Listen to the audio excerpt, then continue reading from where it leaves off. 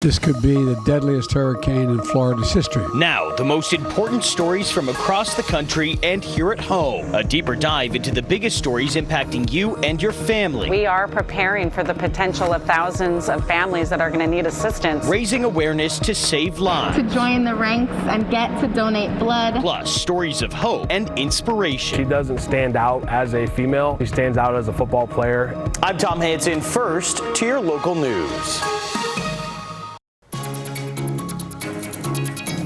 We go now to Florida, the state reeling tonight from historic damage caused by Hurricane Ian. The storm just shy of a Category 5 as it slammed into the coast yesterday, obliterating the coastal communities in its path. And at this hour, more than 2.5 million people are without electricity.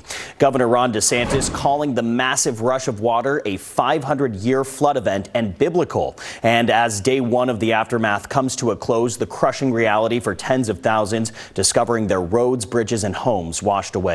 Tonight, the flooding and devastation continues as Ian, strengthening back to a Category 1 hurricane, barrels towards South Carolina. We're bringing you team coverage of the latest on Ian. Let's go first to Jason Allen. He's on the ground in Fort Myers for us tonight. Jason, you've gotten a first-hand look at the damage in this community. What have you seen? Tom, the damage here on the coast is extensive. We've seen boats that have been just tossed right out of the water and onto dry land. There are homes and there are businesses that are destroyed. And while the floodwaters have gone down, there are some low-lying communities tonight where the only way that you can still get in there is with a boat. Sanibel Island streets looked like rivers the day after the southwestern Florida community took a direct hit from Hurricane Ian. The powerful storm caused flooding and fires and destroyed a chunk of the causeway, cutting off access to the barrier island. It got hit with really biblical storm surge, and it washed away roads, it washed away structures. Nearby Fort Myers also suffered widespread devastation. Downtown business owners surveyed the damage. Storm surge flooded the entire first floor of Wink TV, the CBS affiliate in Fort Myers, knocking the station off the air. This is a community on San Carlos Island. It's just feet from the water. The boats in this yard back here were tossed everywhere, and some people who lived in these homes, they've lost everything. Let the crews get in there, do what they need to do. We're coming in full force. We've got a lot of people coming in there. We need you out of our way so we can get our job done. While no longer a hurricane, the storm is far from over. In St. Augustine on the East Coast, heavy winds and storm surge pummeled the beach community. In Kissimmee, rescue crews brought a trapped family to safety. They were just holding the baby. Somebody was standing on top of the dining room holding them up. But the water is at least halfway up the house. Residents along Georgia's coast are now getting ready for Ian. We got all of our bags the last few days. Oh, wow. And we're putting sump pumps in now. Georgia's governor says while the state will be affected, the damage is not expected to be as bad as the destruction in Florida. We noticed it was very quiet in some of those communities today. You're used to hearing sounds of cleanup, and you didn't see or hear a lot of that. Some of that may be because a lot of these people evacuated and haven't come back yet. But, Tom, I think a lot of people were just still looking around and trying to take this all in. And, Jason, it's just an unbelievable scene behind you. How are first responders carrying out rescue and recovery and getting people those critical supplies that they need so desperately right now?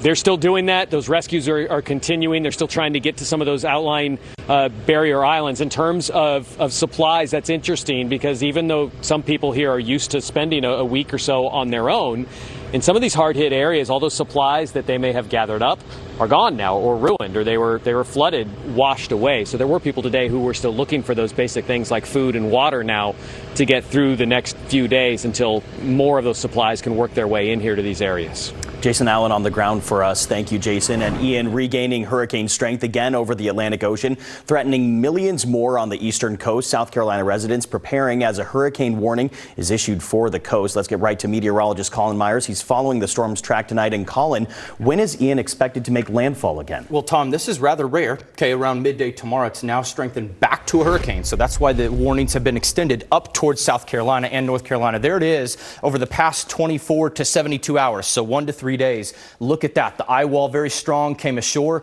Watch this now. It weakened over land. Didn't take much, right? But now over the Atlantic waters, which are still warm. Not as warm as the Gulf. You won't see that rapid intensification, but you will see some intensification.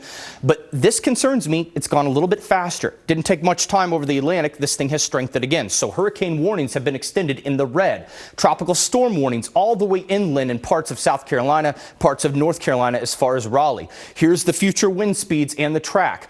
National Hurricane Center, the latest, has it making landfall somewhere around Charleston midday tomorrow. Could be as late as 2 or as early as 10 a.m. There is a little wiggle room, but I think edging closer towards 1 or 2 o'clock in the afternoon tomorrow as a Category 1. So this will make 2 hurricane landfalls in the United States, 2 states apart. There you go. And that will then continue as a depression up towards parts of North Carolina. Let's look at the sea surface temperatures. This is a big deal, okay? The temperatures in the Gulf, west of Tampa, southwest of Fort Myers, 84, 85. These temps not quite as warm, but still warm, 81, 82. And this is, as we head in towards nighttime temps, could be as high as 83, 84. So not out of the question. It could maybe reach Cat 2, but I think it'll stay as a strong Cat 1 when it makes landfall.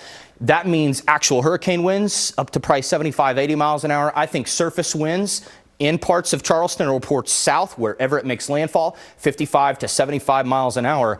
That's a serious deal. Let's look at the rainfall. We're not done with just the rainfall in Florida. Over 7 inches could fall anywhere from Charleston up north into parts of South Carolina, up west towards Brunson and Barnwell. Big deal there. Look at the highest wind gusts so far. Also in Florida. This will not happen again, but look at these. Cape Coral, 140. Look at Captiva Beach, 126. Unbelievable winds. That's EF2, almost EF3 tornado strength. And that was from this in Florida. We'll be watching this as we go in towards tomorrow. Yeah, Colin, we know you'll stay all over it with the important updates. Thank you. And search and rescue efforts underway now in Florida as the death toll from Ian climbs. State officials launching air boats, I should say, to help search for people who might be stranded or stuck in high waters, either in their cars or homes. Jacob!